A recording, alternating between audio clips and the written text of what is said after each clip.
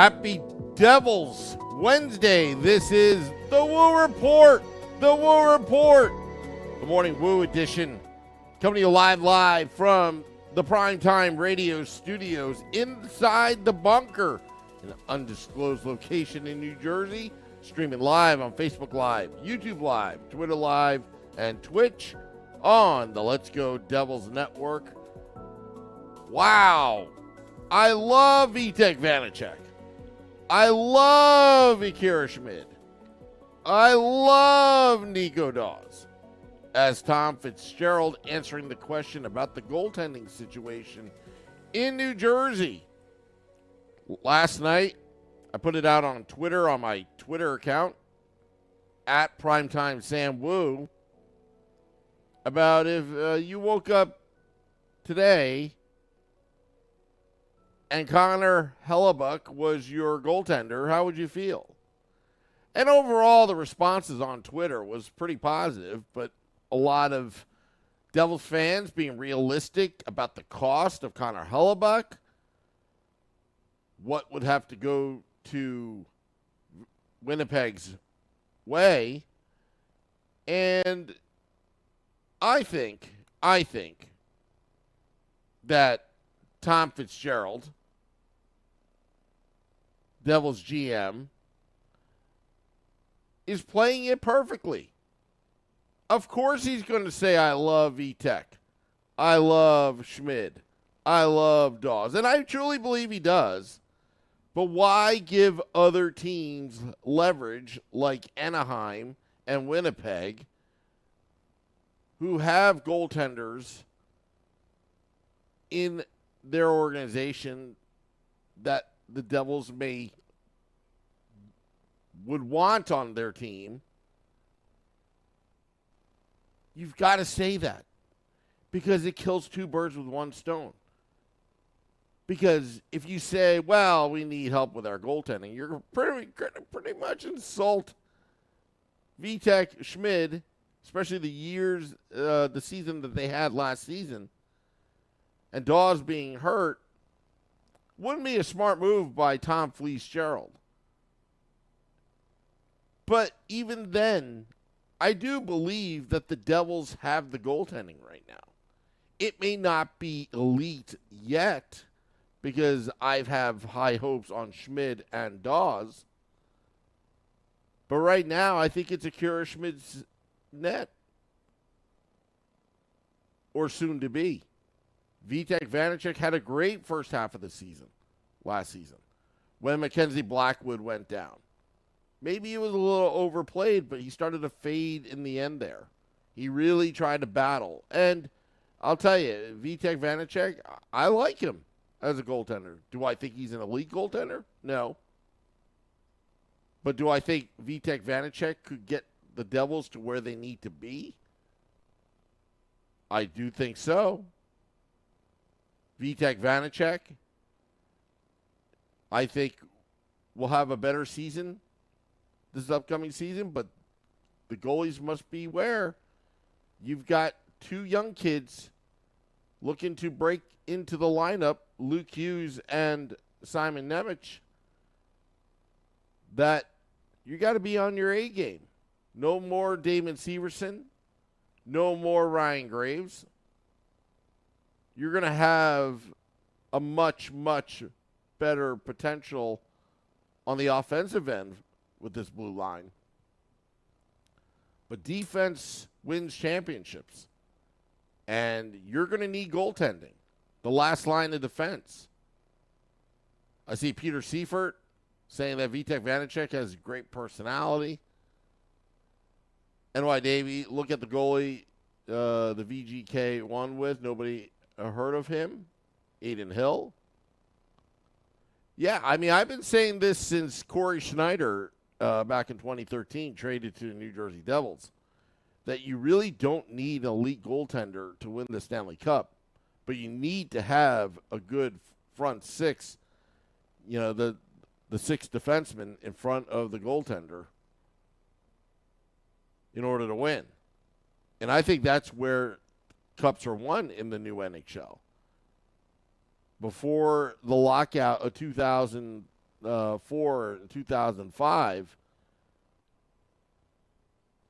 the game was played differently where you would need an elite goaltender like Marty Brodeur or Patrick Waugh or Dominic Hasek. They did win. Matter of fact, and you can add Ed Belfour into the mix. If you think about it, from 99, 2000, it was Ed Belfour against Dominic Hasek in 99.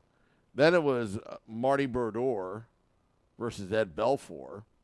Then it was Marty Brodeur versus Patrick Waugh. And in 2002, I believe it was Dominic Hasek. And they played the Carolina Hurricanes. Who was in goal back in those days? I forgot. And then 2003, J.S. Giguere and Marty Brodeur. So those are different days. But now you can go with the goalie in their mid-20s. If they get hot at the right time with the right defense and a little bit of luck, you can win a Stanley Cup. Offensively, I think the Devils are looking pretty good. I think trading for Toffoli changes a lot, but he's got to continue that tear like he did with the Calgary Flames. And there's going to be a transition. There's going to be some growing pains with this team. It's not automatic. There are still questions about this New Jersey Devils team, but no question that the foundation is already set in stone right now. Jack Hughes, Nico Hischier, Jesper Bratt, Timo Meier, they're going to be here for a while. Dougie Hamilton as well. Jonas Siegenthaler. John Marino. But there's a lot to love about these goaltenders. And even if Tom Fitzgerald can, if he, obviously he's not, he's up against a lot here. The cap situation, prospects, he would have to give up draft picks for Hellebuck. At this moment, it's not worth it.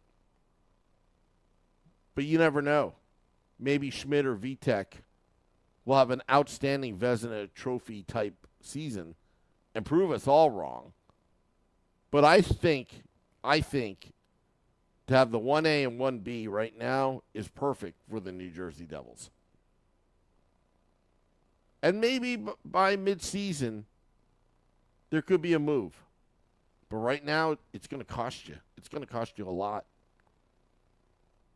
But it may cost you more by trade deadline midseason. NY Davey says Devils may want to consider bringing back Tatar on a one-year deal for depth. I don't know if there's room, but that's not a bad idea. You've got the Slovakia connection right there. I think it would be a very, very good idea to get back Tatar. Because I'll tell you, if you sign Tatar, the Devils' top 9 is looking pretty good. And why I say top 9 instead of saying top 6, I mean, any of those 3 lines or whatever combinations you want to put could be a top 6 anywhere in the NHL, which gives the Devils a lot of depth. Also, we're still waiting for the announcement of the Hockey Canada investigation. I'm still on pins and needles about this because the not knowing kind of makes me mad. Steve Engel says, don't need Tatar, we'll have Holtz. Very true. But again, depth is great. Injuries do happen. And just remember, when you sign players on a one-year deal, it's a put up or shut up. But if they don't put up, they could be great trade assets by the NHL trade deadline as well. They're tradable contracts, depending upon who's buying it and who's selling. All right, I want to thank all those tuning in to this podcast, dropping the podcast in about 10 minutes for your morning and afternoon commute. Tonight, State of the Fan Address, 8:30 p.m. Eastern. Nick Villano at pucksandpitchforks.com. Well, we'll be talking Devils hockey. Yes, Nick Villano at pucksandpitchforks.com. One last question. R. Nunez says, Sam, don't you think NHL will have already shared the results of investigation with teams? Of course they will. This is going to be a PR nightmare. Absolutely they will. Why wouldn't they? So they can brace for impact, potentially. But it's just a matter of who. That's the real question. And that's what we fans deserve, answers about this, because, I had to refresh myself about the case, the 2018 incident. It's pretty disgusting. It's really disgusting. And, I'm not going to comment too much more other than, look, I believe that we should always wait before, because I know some Devils fans have already Michael McLeod guilty of everything just because of his silence. Silence does not equate to guilt, and let the process play out, because years ago, and before I go, I have to get this off my chest. Years ago, there was a great lesson learned in the Duke lacrosse case back in 2003, the early 2000s. And me being a lacrosse player back in the day, the lacrosse community is very tight-knit. Very, very tight-knit. And the national media completely destroyed a lot of these players that were on that, really championship-bound Duke lacrosse team, and basically destroyed their lives. And some of the players were not even at that party. Matter of fact, one of them was actually at a job interview in New York City and actually had to show his ATM receipts when this alleged incident happened. And still, to this day, when applying for a job or trying to switch jobs, is still a problem and had nothing to do with what was going on. So that's why I stress the importance of patience and let the real facts and evidence come out from trusted people before you cast judgment on anybody. And the prosecutor in that case, well, he went to jail, I believe, because he's, I have to go back and remember what he said, but Arnina says, my problem with McLeod, he always says no comment, when he could at least say what Sam says, it was terrible, disturbing, but you know what? That's the lawyer talk right now. The optics don't look good, Arnina, but that doesn't mean he's automatically guilty either. Sometimes, and I've experienced this in my professional life, I've experienced this in my personal life, that sometimes when you really need to keep your mouth shut, sometimes you really want to tell people what's going on, but because of what's happening, you kind of have to, keep your mouth shut. It could be that. I don't know. But Zach says, good God, what did I miss? No, we were just talking about something. Nothing with the topic about goaltenders. But I'm sure we'll be talking a lot more about what's going on with Hockey Canada and all that. All right, getting out of here before I get myself in trouble. But, yeah. All right, well, you have a good day. I'll leave it at that. Also, State fan address, 8:30 p.m. Eastern tonight, pucksandpitchforks.com. Editor-in-Chief Nick Villano and I will be talking Devils hockey. Till next time, this is the Woo Report. Let's go Devils.